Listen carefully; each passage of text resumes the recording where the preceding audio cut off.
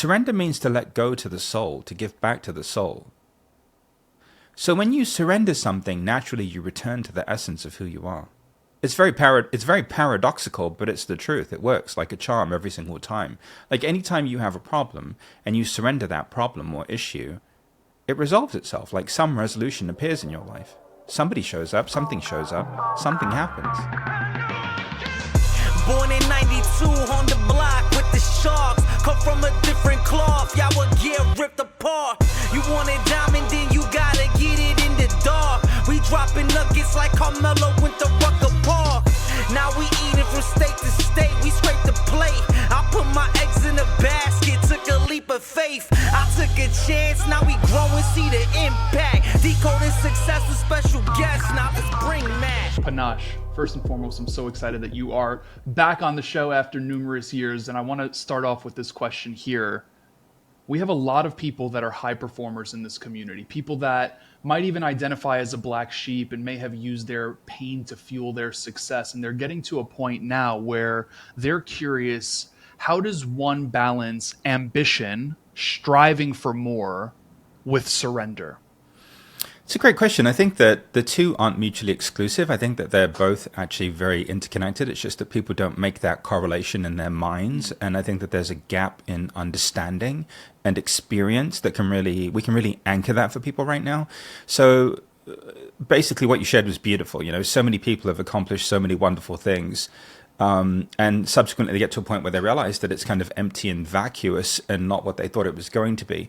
And it takes a huge level of transparency and honesty to get to a place to acknowledge that even though you have done well or you have accomplished something, that there's still something fundamentally missing internally, even a peace, an ability to be peaceful, a sense of fulfillment. And for me, having gone through varying relationships with being out in the world, writing books, people knowing you, doing well, succeeding by all external metrics, and then finding it to be empty and vacuous myself, I've discovered that for the most part, what's driving people is survival, actually. That survival is an after-the-thought remedial course of action. It's like the car crashes, and then the identity is still 20 years later trying to survive the fact that the car crash happened. And the only way out of it and to find a sense of true fulfillment in the midst of it is to accept the fact that we're 100% powerless as it relates to our past, right? It's like the lasagna is cooked, the paella is made, the kitchery is cooked, it's done. And there's nothing that we can do about it. And success, as much as it's dangled in front of us as a solution or an answer to our earthly, worldly problems, actually doesn't solve it either. It doesn't make the trauma go away. It doesn't make the hurt go away. It doesn't take back the words. It doesn't fix anything, right?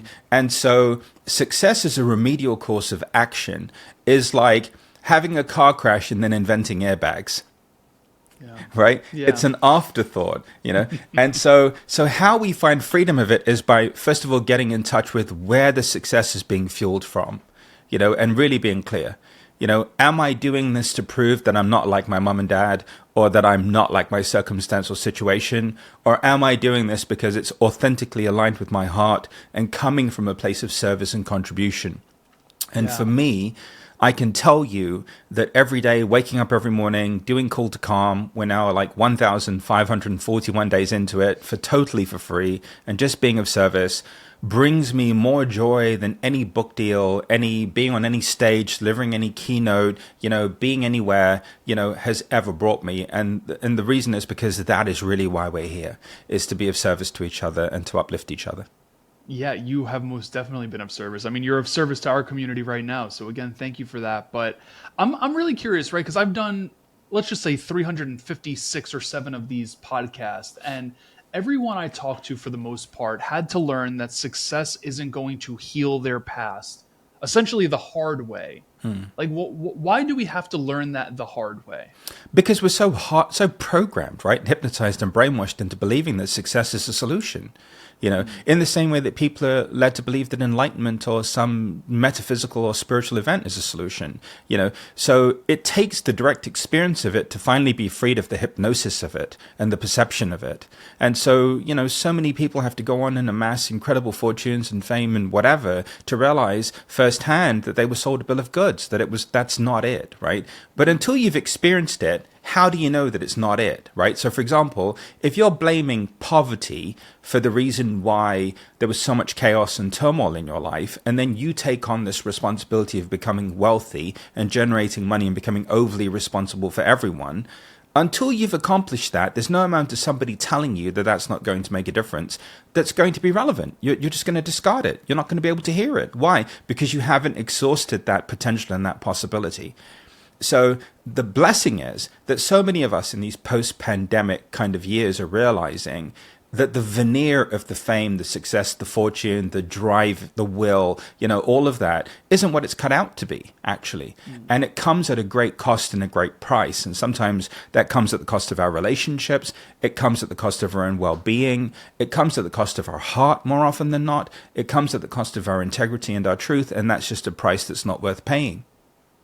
Do you feel like 2020 was the year that shifted, right? Because now, as I hear you say that, I'm literally thinking to myself, I feel like before 2020, everything was like hustle porn on the internet, Yeah. right? And now after 2020, now that you said it, I'm like, wait, everything is about like healing and this and that, right? Like 2020 was a major uprooting. Well, there's nothing like putting everyone in a timeout to make them finally get in touch with what's real and what's important, because it didn't matter where you were or how you'd lived or what you'd done. Everyone was stuck in their house and facing their choices and decisions, sometimes begrudgingly for the first time ever, right? So people realized that what you had didn't make a difference, And the other great thing about the pandemic was that involuntarily, for so many people, we were introduced to mortality and death and dying. Literally, we were waking up every day. There was a body count on the screen. Nobody knew if they were going to make it. At the beginning of the pandemic, nobody knew what was going on. I mean, is this a mass extinction level event? What is this? There was so much ambiguity and uncertainty. And so, that death and dying workshop that everyone's been in, and everybody lost someone or knew someone that had transitioned, or people were leaving the planet because of suicide or whatever, all of a sudden death had become introduced into the forefront of the human psyche. And what happens is, when death is introduced into the forefront of the human psyche, it becomes a precursor and an invitation to truly living your life and making the most of your life. So then finally, the divorces happened. The new businesses were born. People pivoted out of job situations that they couldn't stand. They finally began to take care of their health because they finally could get off the hamster wheel of production for long enough to realize that that's not it. That there's something else, that they've forgotten about themselves and who they are. And so it's powerfully catalytic time in human history. Do you feel like we should be meditating on maybe even our own death? Absolutely. Right? Yeah. Absolutely. Because the truth is, at the deepest level of our being, we're infinite, eternal, and immortal. So death is really, in some ways, the ultimate illusion. Yet this human manifestation of who we are is absolutely going to come to an end. This one man, one woman show that we're in, for a limited time only, the curtain's going to come down on it. And then we have to reconcile, okay, what's this about, right? And my deepest wish is that we get to that while we're still alive, and we realize that this is really just about loving each other. And it's about loving our lives and loving what we're doing. And that's entirely possible for us to actualize while we're still here. How do we love each other, right? And I agree with you. I mean, this is so beautiful because, one of the things that I try to do, and I'm in New York City, I'm in Williamsburg, Brooklyn to be specific. There's a lot of, rage when you're driving there, and, from everyone, there's just chaos, right? And when it comes to loving each other, one of the things that I try to do is when I'm walking by someone, and I walk by a lot of people, I try to say a prayer for them. Not super long, but it could just be as short as, I really hope you have a great day. And that's how I try to contribute love into the world, even if I'm not having a direct interaction. But how can someone maintain trying to love others, which I feel like is a big purpose of life, maybe the purpose of life, when we don't necessarily get it back all the time? And it's like, it might bring us back to a place of, I don't know, feeling like love is tainted in a way or something of the sort? Well, I think we have to get to, first of all, what the essence of love is. So for me, when I'm experiencing love, I'm not experiencing the romantic conditioned version of love that everyone's used to, right? Yeah. I'm experiencing this neutrality or this peace or this equanimity inside of myself. That's the very essence of who I am. And so when I access that, I'm loving myself, and that happens through the acceptance of who I am as a human being. You can't get there through working on it, fixing it, healing it, changing it, or understanding it. At some point, you just have to finally accept and embrace the human being that you are. Once you can do that, then at that point, naturally, it becomes easier to then be with other people. So we have to think of loving others in terms of being with others. And that ability and that function of being able to be with another is directly proportionate or correlated to our ability to be with ourselves. You know, can we keep our heart open to ourselves when we're in an emotion? You know, can we be with ourselves when we're in the experience of our minds and our thoughts? Can we be with ourselves when we've got a diagnosis or a label or we feel like our body's failing us? Of course we can, because the love is the constant. That part of us that's the eternal, immortal, and infinite part of us is the constant. That's the part that never changes. It's always available, right? So what we have to do is overcome the conditioning that being human is a limitation, that it's something that we have to overcome, it's something that we have to apologize for, it's something that we have to transcend, because it's not. It's actually the entry point. The more I'm human, the more I'm spiritual, right? I don't need to be spiritual. I just need to be profoundly human. Why? So that I can love you, so that I can be available for other people.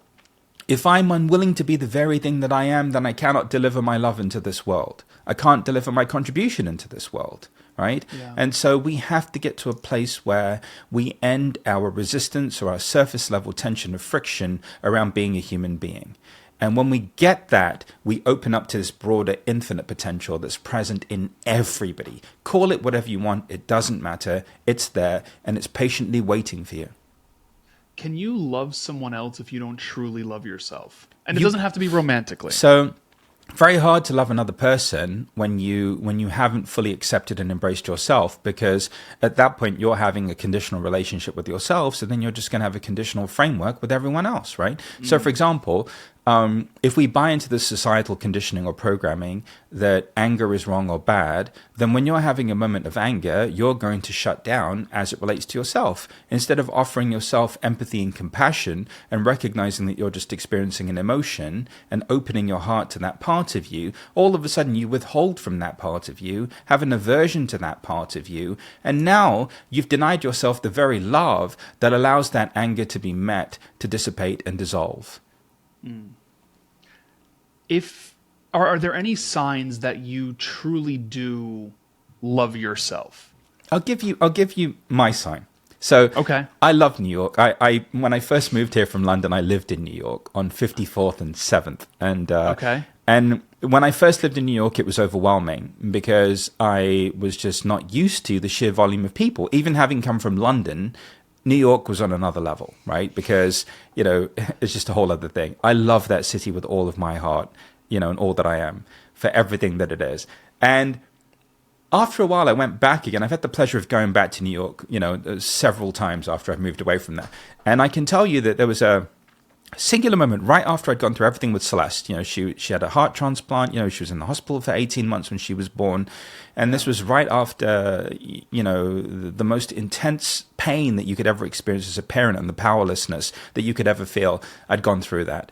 And this subsequently led to my redefinition of what's important and what matters, because I discovered that actually nothing really matters outside of just the love that you share with others. I'm walking through New York, Matt, and this is so surreal, and it's going to sound so crazy to people who live in Manhattan, but I'm literally walking down the street. I wasn't in a rush, and I felt peaceful. And I felt peaceful because I was surrounded by this ocean of human activity, and I was at peace enough with my own humanity to where I wasn't swept up by it or lost in it. I could just be in my heart and be in the truth of myself while everyone's running around, the taxi cabs are driving, everyone's honking at each other, you know, the sights, the sounds, the smells, the full immersion into the city that we all love, you know, and I'm just walking down the street, not in a hurry, totally just with a smile on my face, which in and of itself is weird in New York because most people don't smile, and I'm just like at ease, right? Because I had been brought to my knees, the very foundation of my life had been rocked.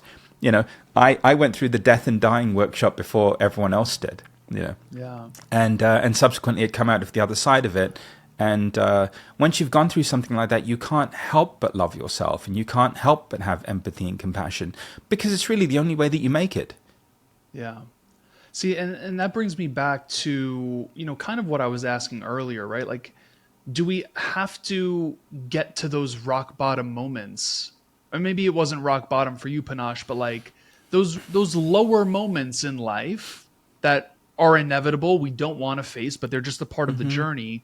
Like, do we have to hit those to realize what you realize? Like, for you to be able to have a smile on your face in New York City says a hell of a lot. Hey everyone, pausing this episode to share something with you. In a world of hyper competitiveness, I think the best quote that I can share with you is that there is no one in the world youer than you, and that is truer than true, which is exactly why I wanted to share with you today about Brand Builders Group. It's an organization I've been working with over the last few months. It is absolutely incredible, and today I am sharing with you the opportunity to hop on a free brand call with a brand strategist to help you break through the wall of obscurity.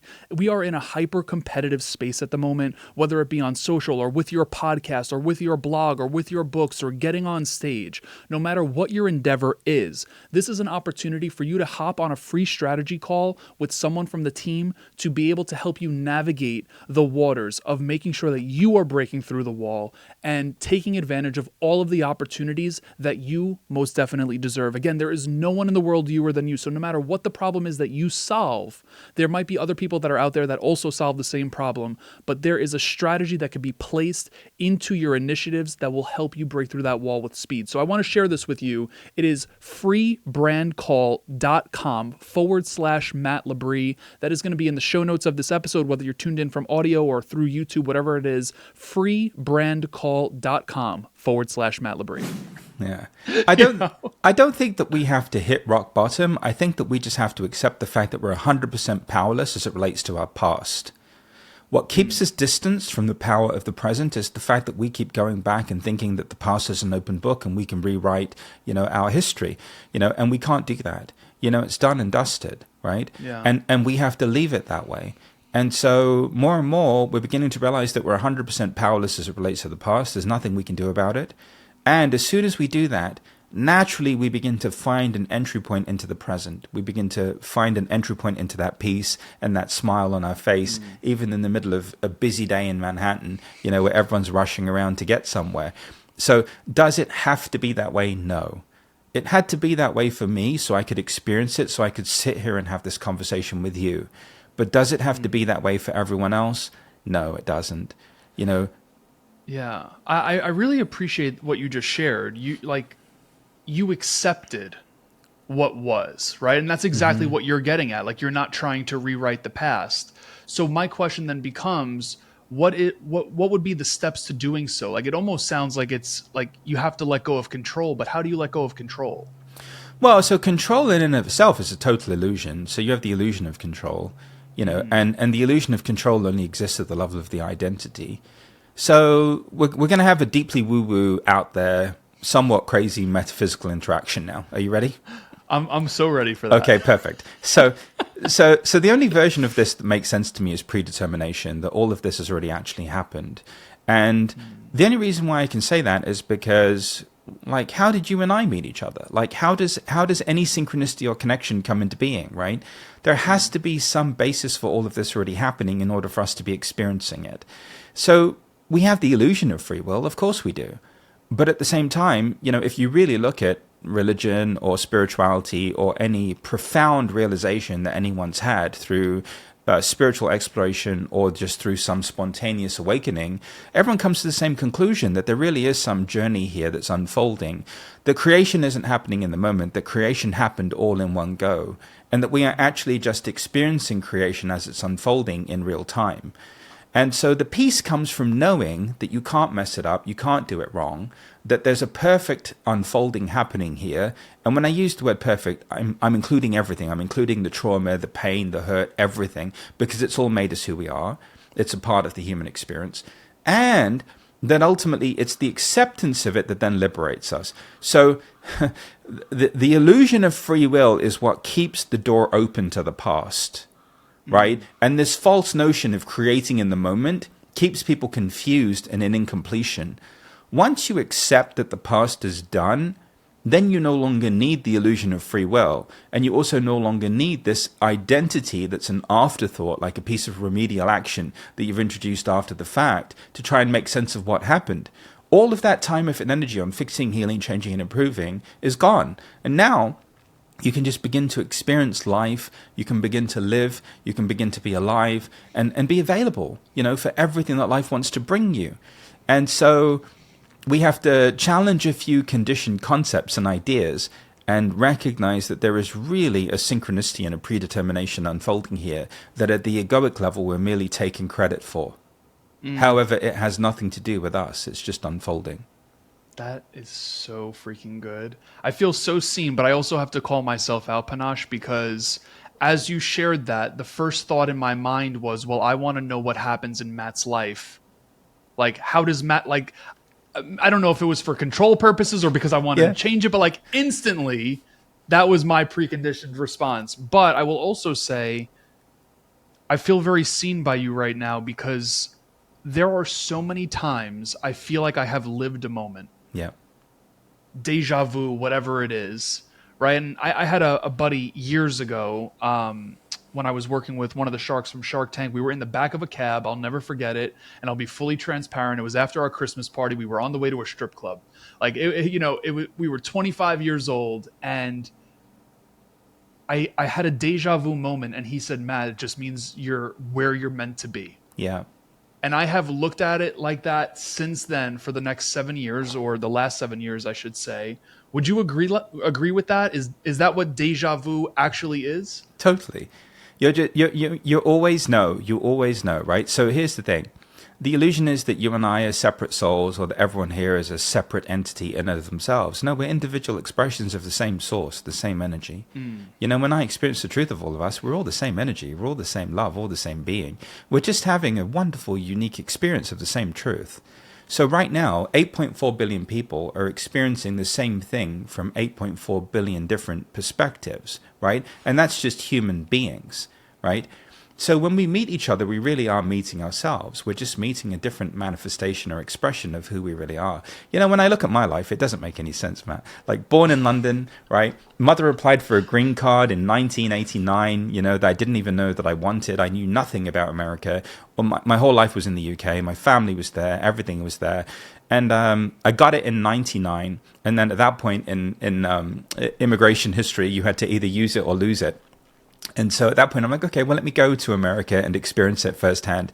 Knew nothing, man. Went to a retreat center for 6 months, lived like a monk, came home, didn't resonate with being in London anymore, didn't resonate with my friends anymore, nothing. And about a month later, I said to my mom, I have to go back to America. She said, what are you going to do? I said, I have no idea. She said, where are you going to stay? Thankfully, I met one person at the retreat center who had a room for rent on 54th and 7th. I'm like, would you mind if I rented a room in your apartment just for a few months until I figure out what I'm doing? And thankfully the answer was yes. And so I came here knowing nobody. Now I could pretty much, if my life went to hell in a handbasket, I have people that love me all throughout the US and all over the world. And I would minimally have a sofa to sleep on and some small portion of food allocated to me, and that's wealth. That's to be rich. That's wealthy. It's not what we accumulate. It's the love that we share. I came here literally with savings. I didn't even know sometimes I was going to pay rent. I had no idea, And so when I look at my life, it's I'm like Forrest Gump, bro. I've just ended up I've just kind of wandered through my life, just bumped into people that I never thought I would meet, had experiences I never thought I would have. And I'm just life is like a box of chocolate. I have no clue, man. No idea, bro. Even how this is happening, it's crazy to me, that this is my life, So it's totally improbable, yet it's happening. and I know that I'm not the source of any of it. Clearly there was a plan for me, right? So this is probably the most serious question I'm going to ask you all Yeah. interview. I'm saying it jokingly.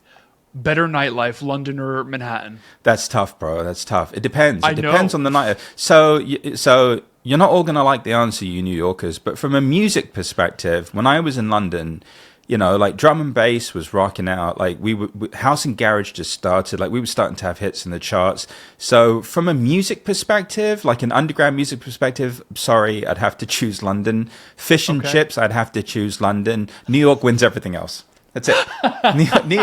New York wins the falafels. New York wins everything, bro. Like that's it. Like that's basically where I have to. But as it relates to fish and chips, I'm not sure what the fish and chips is like anymore. Probably still good, hopefully in London.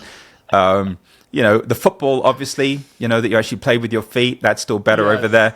And the music when I was growing up was fantastic over there. But that's about it. They're basically twin cities. They're so comparable and so interconnected in so many ways.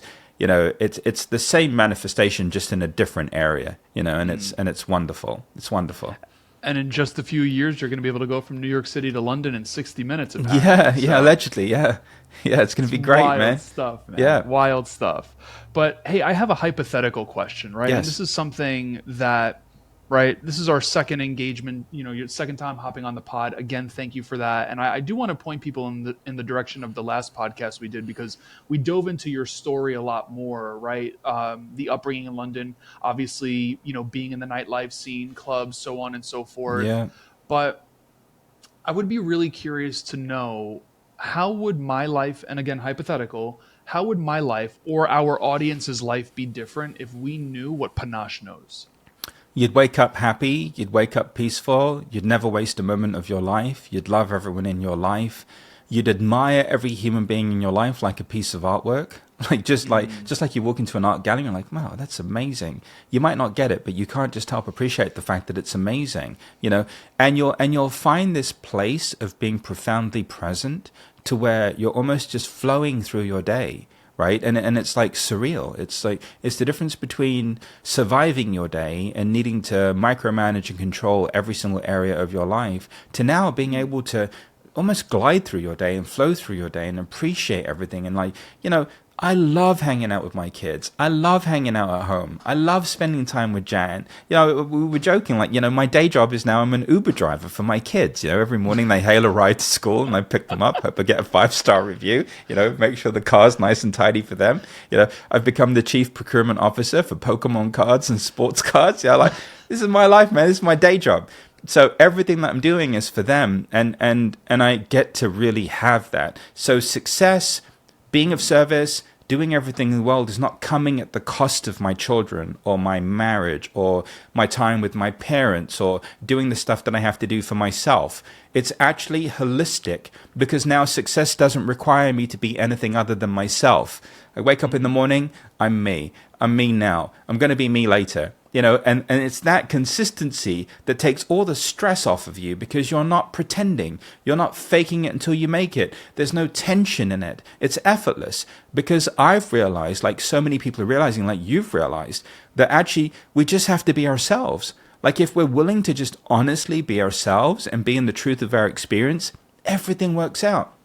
Everything works out. And it's almost like a cheat code. It's like when we used to play the good old Nintendo, up, up, down, down, star, left, right, square, it's like, but it's the cheat code. It's the old, being yourself is like the ultimate cheat code. When did Panache shift the focus off of him to others, right? Because, and here's why I'm asking it. You just said, quote unquote, not verbatim, but like, hey, I'm living for them. I'm doing it for them. Yeah. In reference to your kids. Yeah. Right. And that really caught my attention, because you're not doing it for you. Like you're doing it for someone else. You do the calls you do every morning for other people. You're not doing them for yourself. So you've like taken the spotlight off of yourself and put it on others. And I mean, anytime I've given back, like you feel so good after you give back. Yeah. Like you feel like I literally got the goosebumps. Yeah. Literally got goosebumps. Yeah, doing things for yourself is an illusion, because you're never really doing things for yourself. You're really doing things for us. at all times. Even when people think they're doing things for themselves, they're not. They're doing things for the self in the broader collective sense of the word self. I think that was really modeled to me by my grandmother, really profoundly. You know, she was a little frail Indian lady. You know, the first, like, no matter what time of night somebody walked in, her first question would be, "Have you eaten?" And this could be at 3 o'clock in the morning, and she would feed them. You know, and I think that kind of modeling for me of just being available for other people and being of service to others is really profound. You know, the other thing that really did it for me was actually attaining fame and success and fortune and realizing that all of a sudden the very thing that had gotten me there was apparently the very thing that I had to change to continue to stay there. And I just wasn't willing to do that. You know, I was always 100% willing to be myself. I was never going to compromise, never going to stop being me, saying all the things that I've been saying, doing all the things that I've been doing. And so really, after a while, when you start to source your life from what's inside of you, you can't help but be of service because you don't need anything anymore. I don't need anything anymore. I have everything, bro. I couldn't have anything more if I tried. I have so much in my life. There's nothing left for me to do but to give back, but to empower people, but to share with people. You know, it's like, even in London, you know, when we were doing well, you know, it wasn't enough for me to just do well. If my friends weren't doing well, then what was the point? You know, like, you know, to quote an old Snoop Dogg lyric, maybe, it ain't no fun unless the homies are getting some, right? Like, hey man, it ain't no fun unless everyone's eating, bro. Like, everyone needs to win, right? Yeah. I'm not sure if it was Nate Dogg or Snoop Dogg. God bless you, Big Snoop. But it's the truth. Like, after a while, you just want everyone to do well. You want everyone to succeed. You want everyone to come with you. And that way, it's not lonely at the top because you brought everybody with you. The reason why people feel lonely in their success and at the top is because they didn't bring everybody with them along the way. Yeah. Well, I mean, we live in a world of, you know, and I'm doing my best to shift out of this. And luckily I've been around people like yourself and many others that have really, like, Panache, you don't have to be here right now. Like, you could be doing something else, but you're here. And I feel like you embody, you know, collaboration over competition. Yeah. Right. Like, competition's an illusion, I'm sure you're going to say, right? Like, I feel like we're in this world where, especially when it comes to social media, when it comes to podcasts, when it comes to, you know, anything personal brand related, I feel like so many people just want to compete. Yeah. Right. And it's like that. I feel like that's why people don't want to bring anyone to the top. In fact, yesterday I actually just put something out. I've come to realize, I'm 32, and I would love your take on this. I feel like we need to be surrounded by three different types of people in our life at all times. People that are ahead of us down the road that can show us what's possible and what's attainable for yourself. People that are at your current juncture so that you're not enduring the suffering of evolution by yourself. And then lastly, the person that you can pull with you to get them to where you are, knowing that that's where they want to get to as well. Yeah. Right? That's like, beautiful. Do you agree with that? I agree wholeheartedly. You know, when everything was happening for me in spirituality, books, keynotes, everything, all my peers and colleagues were 20 to 30 years older than me. So I already had a snapshot of how it ended because I could see how they were doing and how their lives were, right? Yeah. So for me, I could already see the end. And for me, I realized that it was always about being more than just a speaker and an author and, you know, traveling and doing PDF presentations and being on a circuit, being beholden to a publisher. Like, who wants that? Nobody wants that. Yeah. Like, after a while, you realize that it's about more than that, right? But that takes courage, you know, and once you have the courage to say, listen, I'm going to do this. I'm all in on doing it my own way. I'm all in on, like, burning the boats, just going all in on being myself. And I'm willing to put 100% of myself into that. And then, naturally, all of these other manifestations show up. You know, throughout the course of my life, I've been blessed enough to meet people that I love with all my heart that have achieved success like you can't even imagine. And I've gotten to see that, you know, and I've gotten to see people who didn't even try because for whatever reason, they felt like they were never going to get there. You know, so I've met every kind of person, you know, every kind of circumstance and situation throughout the course of my journey, you know, and I can tell you that, again, we're so the same. We're all the same. We're all the same energy, all the same being, all the same manifestation of consciousness, every single one of us. And that's why, after a while, once you realize this, the only thing you can do is uplift everyone else because you're uplifting yourself in a different body, in a different form. You're like, uplifting you at 32, you know, right? And you're hanging out with you at 47 right? In the form of a cuddly, adorable Asian person. So it's like, it's all the same thing, bro. Like, it's all the same oneness, right? Yeah. Like, it's all the same connection. We're just all the same. Like, that's it. Yeah. On the topic of, being myself, which is what I've heard you say a few times now, I want to relate it back to, our audience here who, a lot of us have felt like black sheep, right? We felt different than the people we grew up in a house with, or different at school, or whatever it may be. And that forced us to mold ourselves into something that we're not. How do they start coming home to who they truly are? First of all, thank God that you're different and not like everyone else, because were you to fit in and belong, you would be useless. So what you have done is you've been conditioned and programmed to seek conformity, because there's an illusion that there's safety in conformity, looking like everyone else, dressing like everyone else, speaking like everyone else, succeeding like everyone else, following an academic path like everyone else. And there's no happiness in any of it. And anyone who's lived a conventional life will tell you that they're miserable when they're honest, right? Or they have some midlife crisis, and then finally they just like get a blowtorch and just set fire to everything because they just don't know what else to do, right? So conformity is death. Never conform, never fit in, never belong. Please continue to be the black sheep of your family, because have you met your family? Hello? Like, look at them. Like, why would you want to fit in? Like, why would you want to fit in? Like, you don't want to fit in there, right? Like, you want to be you. So actually, we're going to explore this coming up soon, because what's happened is we're seeking external approval and validation because we're not sourcing the truth of ourselves from our own hearts anymore. Right? So the antidote is to begin to source your truth from your heart, from who you really are, from the love that you are, right? Because you know you, and that's what's important. What other people think about you, say about you, feel about you, their interpretation of you doesn't matter one bit.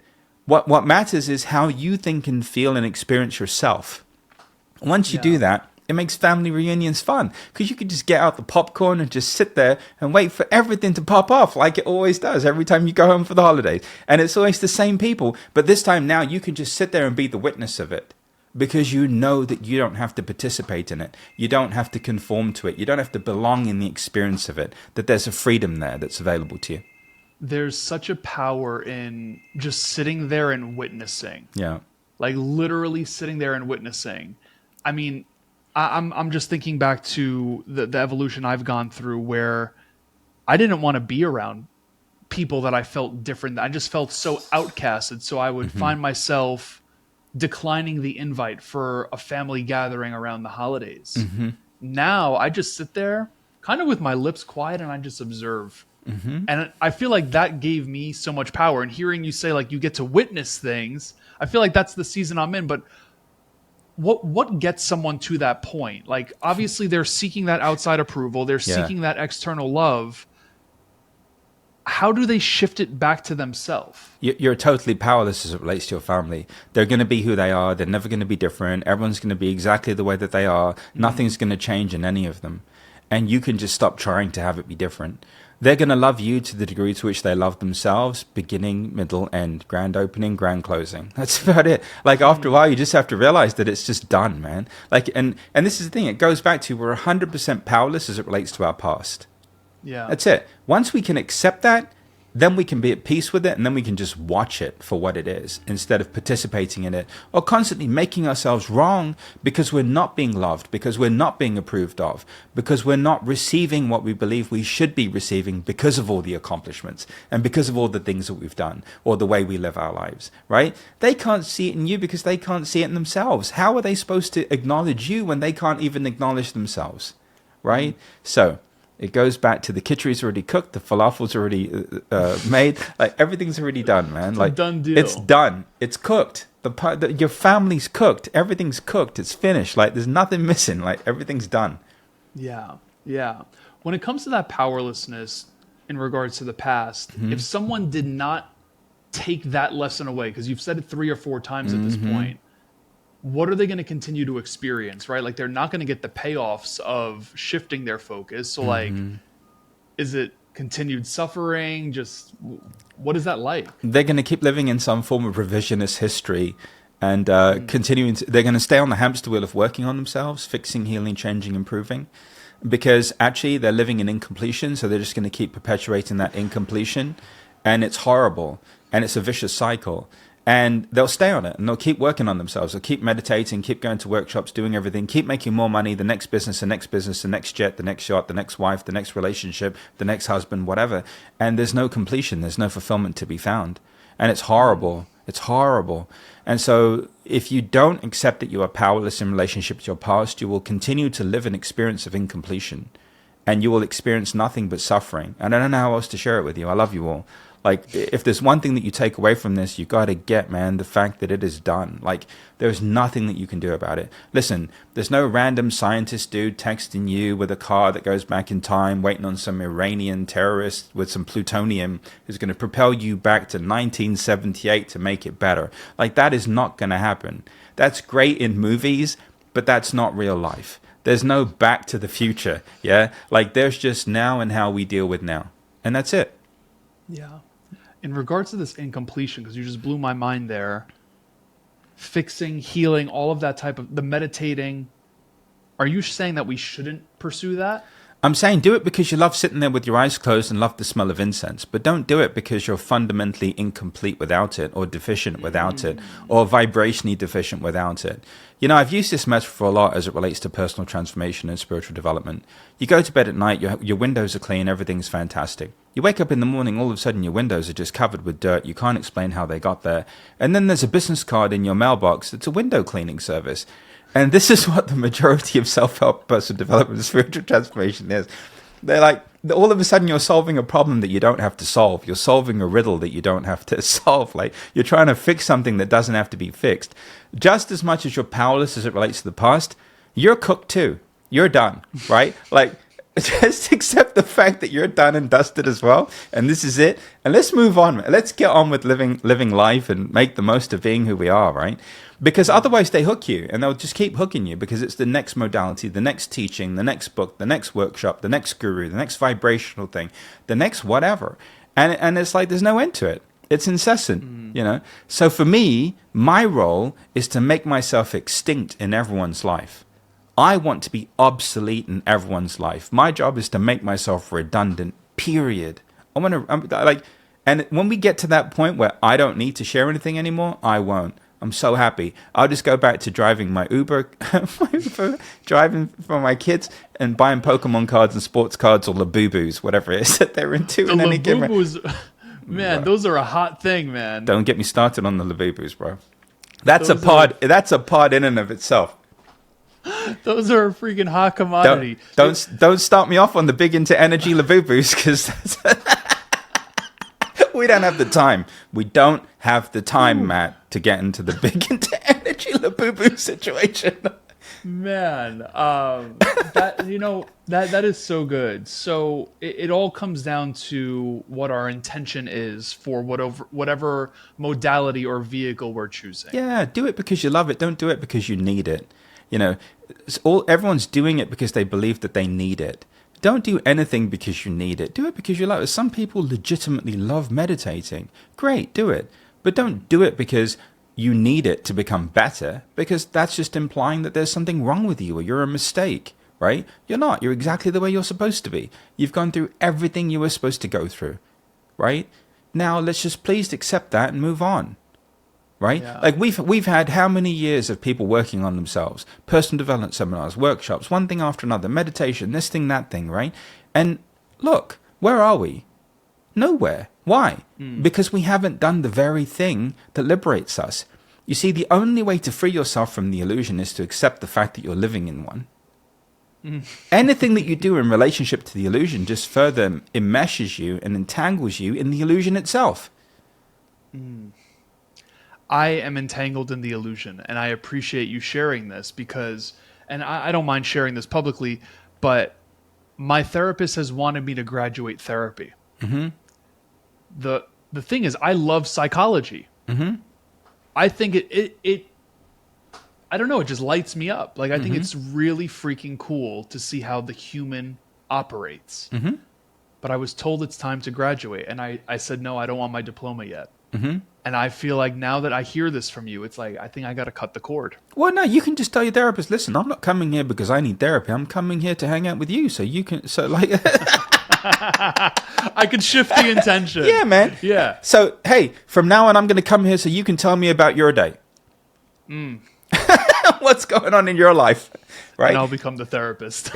Maybe you always were, right? And that's the thing. Maybe you always were the therapist. Maybe you always were the healer, the guru, the teacher, the mystic. Maybe you always were all of these things. And when you stop trying to be them, maybe you just relax into it and you realize, wow, my therapist is just another external manifestation of myself. And everything is that. Everything is that. Everything is that. What you just said, I think needs to just be shared again. You said when you stop trying to be something and just relax into it, Yeah. you become it. Yeah. So in other words, instead of putting effort forth to try, kind of how we opened this whole episode up, right? Where it's like constantly striving. And then when you just be, it happens. Yeah. It's to surrender. A friend of mine actually Googled this word, and the interpretation that she came back with was beautiful. Surrender means to let go to the soul, to give back to the soul. So when you surrender something, naturally you return to the essence of who you are. It's very paradoxical, but it's the truth. It works like a charm every single time. Like anytime you have a problem and you surrender that problem or issue, it resolves itself. Like some resolution appears in your life. Somebody shows up, something shows up, something happens. What would surrendering a problem look like? Let's go through like a hypothetical. Like let's just say, Let's go through a real problem. So, Celeste was born, congenital heart defect, didn't even think that she was going to make it. She's 10 now and perfectly healthy and does cheerleading and gymnastics and is an absolute pistol in my household. But anyway, so she wasn't going to make it, right? And then 18 months in the hospital, 5 open heart transplants, flatlined for 8 minutes during one of them, and then came back right when they were about to put her on life support, and then had a heart transplant. Bro, there was nothing I could do.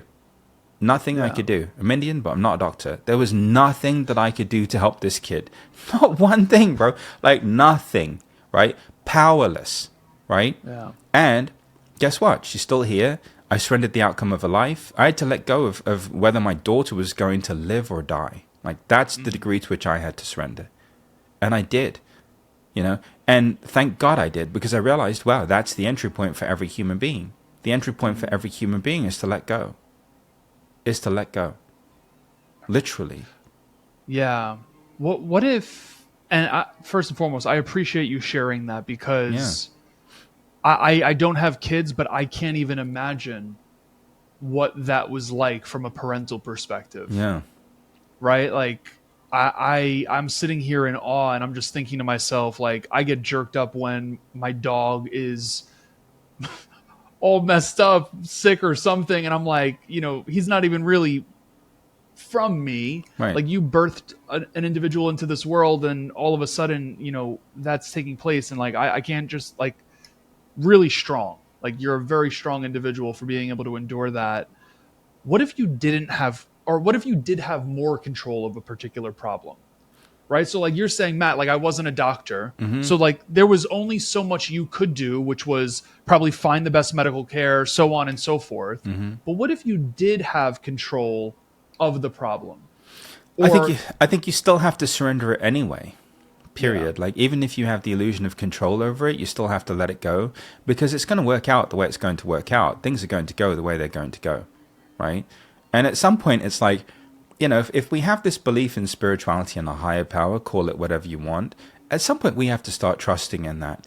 It's not enough to just believe it anymore and just be talking about it. Like I think at some point we have to make it actionable by trusting in it, and trusting in the perfect unfolding of our lives, right? Yeah. And that belief has to translate into a trust. And when it does, there's just an amazing freedom that you experience. I love that. Panache, I'm going to ask you 2 last questions, because I can keep you here all day, and I don't want to hog you from the rest of the world. First and foremost, before we go into those questions, I want to let people know what you have going on. Obviously, the daily call, which is still going. You said 1,000 plus. I don't know the correct number, but give me the number. It's up there. I think as of today, it's 1,541 days of free daily meditations every morning via a Zoom connection. Also, I multicast them on YouTube every Wednesday. You can go back and watch them on Wednesdays and connect. It's been great. It's been amazing. I love that. Yeah, bro. I'm going to make sure that is in the show notes for everyone to check out. And I also want to personally endorse that because I told Panache before we started recording that in 2020, which is when we formerly hosted him, and furthermore, like he put out a track to start your day, which I thought was awesome. In fact, it's still on my phone. I still have it. Every now and then it pops up on my Apple Music Shuffle. Yeah. Between the song, the track that was like, I think it's like 30 minutes or so, right? And yeah. Who was it produced by? Was it produced by someone I can't remember. It was produced by someone really good, like someone really amazing produced it. I can't remember right now because it's been so long ago. I think you said it was from someone from Aerosmith. I think it was an EDM track actually. It was an EDM track. Yeah. It was. Yeah. I have to listen back to our old interview because you told me who it was back then. Yeah. But all of these things that Panache puts out into the world, hey, I just want to make sure that everyone knows, like, really beautiful stuff. And I had to share a quick message with him before we started recording because it made a true difference in my life, and hence why I wanted Panache back on the show. And I'm very grateful, I should say, for him blessing us with his presence again. So I just wanted to put that out there, Panache. But we're going to make sure the daily call is in the show notes, websites, books, all of that stuff, socials, of course. Anything new on the horizon? Just so happy, bro. Just like everyone's doing so well. Everyone's moving along in such an amazing way. Like I'm still doing Impact, which is a mentoring program that I offer people. It's like a 3-month journey. People are just loving that, right? The commitment, the consistency, and the repetition is what makes the difference, And again, people don't come because they need to come. They come because they want to engage in a sincere and authentic uncovering of who they are and to live from the truth of it. It's the antithesis of working on yourself. It's really just knowing yourself and loving yourself, and it makes me happy to be able to provide people that. So that's going on. In-person event at the end of the year, Nashville. You have to come. Whoa! Yeah. When is that? December 5th through 7th. December 5th through 7th. Yep. Okay. Yep. So if you're free, good to come. know. Yeah, come. I'd love to see you in person. Yeah, man. I love that, man. Yeah. That's super, super cool. Yeah. Hey, we're going to have all of this stuff in the show notes for everyone. Perfect. Yeah, thank you for sharing this with everyone. Hey, and again, make sure you take Panache up on this stuff. 2 last questions for you. Yep. And then I'll let you get back to the trading cards, the sport cars, the the Uber Labubus, driver, the Ubering. What's a question you wish more people would ask you, and how would you answer it? I wish more people would ask me about who I am now instead of incessantly asking me about who I am and where I've come from. That's why I love my time with you, because like we meet each other based on where we are now, and our interaction is based on who we are now. It's not based on the journey and the unfolding of how we got here, right? Yeah. So for me, the answer is, really just someone who's found a way to live in the present, in presence, and inspire an entire planet of people in doing so. Yeah. And so that's really what's going on now. The other question I think that would be the best question is, just what gives it all its meaning, what gives it all its beauty, what gives it all its joy. And I think for me, the best answer for that is just knowing that one day it's all going to be over. Like one day it's all going to end, man. Like I'm going to end, this is going to end, it's not going to be here. And so I just want to make the most of it while I am here, and not miss a single moment of it. Yeah. Hearing a statement like that again, and I'm calling myself out on this crap because it just keeps popping up. When you say that, all I could think of is how much I want to strive for more. Yeah. And I'm sure there's other people listening, right? Like I'm the first one to admit it when I'm like learning something from an individual. I learned a ton from you today. Yeah. Meanwhile, I'm still conditioned to want to strive. Yeah. But what I take away, and correct me if I'm wrong, what I take away is that it's less about trying, more about being. Totally. And it's about enjoying the journey, because again, so many people have accomplished so much and yet they don't enjoy any of it, and they don't enjoy any of it because they don't realize why they're doing it in the first place. Yeah.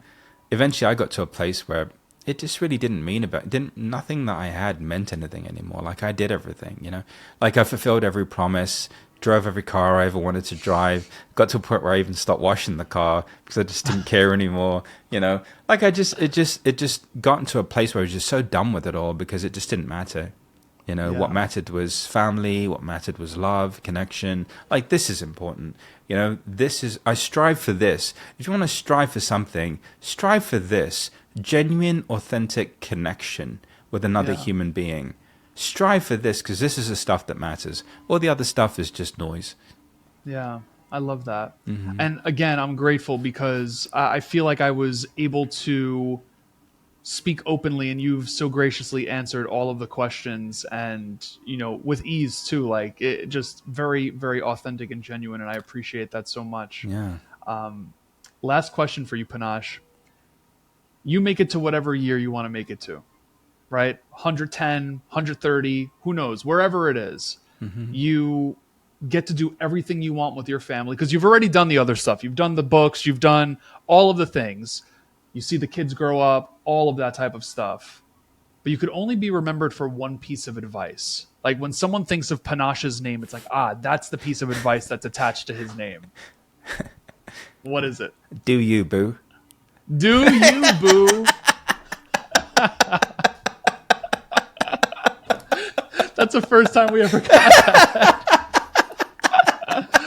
I love it, man. There's so many Panachisms that have happened over the course of 1,504. Rolling Holy, 50 Ewoks deep. That's another highlight. Ooh. Ooh. Do you, boo? Like, it's just really just, it all points to the fact that we're so infinitely empowered, yet we fumble around pretending to be so infinitely powerless. Let's go, guys. Yeah. Let's go. Let's embrace who we are. Let's connect with the truth of that. I get that it's scary. I get that it can be anxiety producing, but you can't hide anymore from who you really are. You have to settle into it. So do you, boo. Do you, boo. Do you, Rock a la boo boo. Love Do it all. Those big into energies. It's all about those big into energies. Panache, man, thank you so much for this. Thank you for the laughs. Thank you for the awakenings. Thank you for the insights. Thank you for just showing up as you. Thank you for your time, obviously. I truly appreciate you more than these words could even express. And again, for everyone that's out there, you can find everything that we discussed, from programs to calls to books and all of that good stuff, in the show notes and in the description of this. But Panache, thank you so much, man. I appreciate you. Thanks, brother. Appreciate you too.